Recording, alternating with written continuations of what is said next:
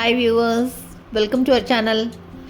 இன்றைக்கி நம்ம சேனலில் ரொம்ப ஹெல்த்தியான ஈவினிங் டைம் ஸ்நாக்ஸ் பண்ண போகிறோங்க. கண்டிப்பாக பண்ணியிருக்கவே மாட்டேங்க இந்த மாதிரி ஒரு ஸ்நாக்ஸ். ரொம்ப ஹெல்த்தியான ஸ்நாக்ஸுங்க. எண்ணெயே இல்லாமல் சூப்பரான ஒரு தயிர் வடை பண்ண போகிறோம். கொள்ளு தயிர் வடை இதாங்க இன்றைக்கி பார்க்க போகிறோம். கொள்ளில் பண்ணதுன்னு சொன்னால் தான் தெரியும். ஹெல்த்தியான இந்த கொள்ளு தயிர் வடை எப்படி பண்ணுறதுன்னு பார்க்குறதுக்கு முன்னால் இப்போ தான் நம்ம சேனலில் ஃபஸ்ட் டைம் பார்க்குறீங்கன்னா கண்டிப்பாக சப்ஸ்கிரைப் பண்ணிவிட்டு பாருங்கள். கூடவே பக்கத்தில் இருக்கிற பெல் ஐக்கானில் ஆல்ங்கிறத தட்டி விடுங்க. ஸோ நான் போடுற வீடியோ எதுவுமே மிஸ் பண்ணாமல் பார்க்கலாம். வாங்க எப்படி பண்ணுறதுன்னு பார்க்கலாம். இதுக்கு முதல்ல ஒரு பவுலில் 1 கப் அளவு கொள்ளு எடுத்துக்கலாம். இதை நல்லா தண்ணி விட்டு 2-3 தடவை வாஷ் பண்ணி எடுத்துக்கலாம். கல்லெல்லாம் இருந்தாலும் நல்லா அப்படியே களைஞ்சி எடுத்துடலாம். கொள்ளில் எவ்வளோ ஹெல்த் பெனிஃபிட்ஸ் இருக்குதுன்னு நான் சொல்லவே வேண்டாம், உங்களுக்கே தெரியும். அருமையான வெயிட் லாஸ் ரெசிப்பிங்க. நல்லா வாஷ் பண்ணதுக்கப்புறமா தண்ணி விட்டு இதை அப்படியே மூடி வச்சிடலாம். ஒரு 6-8 மணி நேரம் நல்லா ஊறணுங்க. கொள்ளு வச்சு புட்டு, இட்லி, தோசை எல்லாம் வார்த்துருப்போம். ஆனால் இந்த மாதிரி சூப்பரான ஒரு ஈவினிங் டைம் ஸ்நாக்ஸ் பண்ணியிருக்கவே மாட்டோம். குழந்தைகளுக்கு செஞ்சு கொடுங்க, கண்டிப்பாக கொள்ளுன்னு கண்டே பிடிக்க மாட்டாங்க.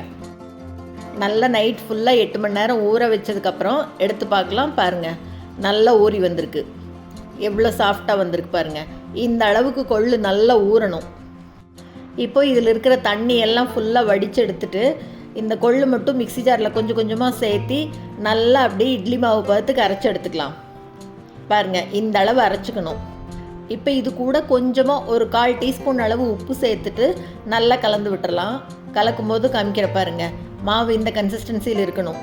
தண்ணி நிறையா விட வேண்டாம். தண்ணி இல்லாமல் நல்லா நைஸாக இந்த மாதிரி அரைச்சி எடுத்துக்கலாம். இப்போ இந்த மாவு ஃபுல்லாகவே நான் தயிர் வடை பண்ணல. இதில் ஒரு 4 கரண்டி மட்டும்தான் எடுத்துக்கிறேன். மற்றதில் நான் கொள்ளு இட்லி தான் செஞ்சுக்க போகிறேன். இப்போ ஒரு பிளேட்டில் முதல்ல எண்ணெய் தடவி வச்சுருக்கேன். அதில் இந்த மாவு எடுத்து விட்டுக்கலாம். இட்லி வறுத்து வச்சிடலாம். இந்த பக்கம் வானிலையில் தண்ணி வச்சுருக்கேன். நல்லா 10-15 நிமிஷம் அப்படியே நல்லா வேகணும். சாஃப்டாக வெந்து வரட்டும். வெந்துட்டுருக்கு, அப்படியே இருக்கட்டும். இப்போ 10 நிமிஷம் நல்லா ஆறுனதுக்கப்புறமா திறந்து பார்க்கலாம். பாருங்கள், அப்படியே நல்லா நடுவில் பாழமாக வந்திருக்கு. அவ்வளோ நல்லா வெந்து வந்திருக்கு பாருங்கள். தட்டத்தில் ஒட்டாமல் அப்படியே நல்லா சூப்பராக வருங்க. இப்போ இது எல்லாத்தையும் ஒரு பவுலுக்கு மாற்றிக்கலாம்.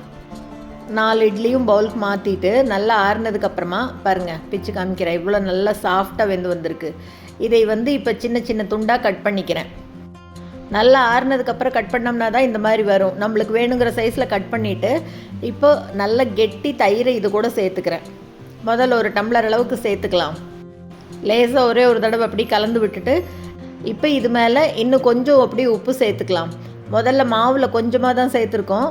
இப்போ இந்த தயிர் வடைக்கு தேவையான அளவு இன்னும் கொஞ்சம் உப்பு சேர்த்துக்கலாம். இப்போ இந்த தயிர் வடைக்கு ஒரு தாளிப்பு போட்டுடலாம். கரண்டியில் எண்ணெய் விட்டுருக்கேன். எண்ணெய் நல்லா சூடானோன்னா கடுகு சேர்த்துக்கலாம். கடுகு பொரியும் போதே இது கூட 1 டீஸ்பூன் அளவு உளுத்தம்பருப்பு மட்டும் சேர்த்துக்கலாம். கடலைப்பருப்பு வேண்டாம் இதுக்கு. இது கூட ஒரே ஒரு காஞ்ச மிளகாய் கிள்ளி சேர்த்துட்டு அடுப்பை ஆஃப் பண்ணிவிட்டு இது மேலே ஒரு கொத்து கருவேப்பிலையை கிள்ளி சேர்த்துக்கலாம். கூடவே 1/4 டீஸ்பூன் அளவு பெருங்காயத்தூள் எல்லாம் நல்லா சேர்த்துட்டு இந்த தயிர் வடை மேலே அப்படியே கொட்டிட வேண்டியதாங்க. எவ்வளோ சூப்பர் சுலபமாக இருக்குது பாருங்கள். இப்போ இது மேலே அப்படியே கொஞ்சமாக பொடியாக கட் பண்ண கொத்தமல்லி தழையை தூவி விட்டுட்டு கூடவே கொஞ்சமாக கேரட் துருவல் சேர்த்துக்கிறேன்.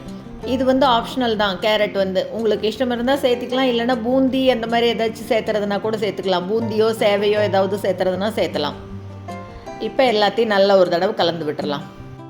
கலந்து விட்டதுக்கப்புறமா இன்னும் கொஞ்சம் தயிர் வேணும்னா மேலே அப்படியே சேர்த்துக்கலாம். கொஞ்சம் பத்தாமல் இருக்கிற மாதிரி இருக்குது, அதனால் நான் இன்னும் கொஞ்சம் தயிர் சேர்த்துக்க போகிறேன். இந்த துண்டு உடையாமல் அப்படியே மெதுவாக கலந்து விட்டுக்கணும். கலந்து விட்டுட்டு இதை ஃப்ரிட்ஜில் வச்சு சாப்பிட்றதுனாலும் சாப்பிட்லாம், இல்லை அப்படியே சாப்பிட்றதுனா கூட சாப்பிட்டுக்கலாம். ரொம்ப அட்டகாசமாக இருக்கும். கண்டிப்பாக கொள்ளில் பண்ணதுன்னு யாருமே கண்டுபிடிக்க முடியாது. அவ்வளோ அட்டகாசமான ரெசிபிங்க. ரொம்பவே ஹெல்த்தியான ரெசிபி, வெயிட் லாஸ் ரெசிபி கூட. கண்டிப்பாக நீங்களும் ட்ரை பண்ணி பார்த்துட்டு மறக்காமல் கமெண்ட்டில் சொல்லுங்கள். இந்த வீடியோ உங்களுக்கு பிடிச்சிருந்ததுன்னா லைக் பண்ணுங்கள், ஷேர் பண்ணுங்கள், கமெண்ட் பண்ணுங்கள். மறக்காமல் நம்ம சேனலை சப்ஸ்கிரைப் பண்ணுங்கள். கூடவே பக்கத்தில் இருக்கிற பெல் பட்டனையும் தட்டி விடுங்க. ஸோ நான் போடுற வீடியோ எதுவுமே மிஸ் பண்ணாமல் பார்க்கலாம். தேங்க்ஸ் ஃபார் வாட்சிங்.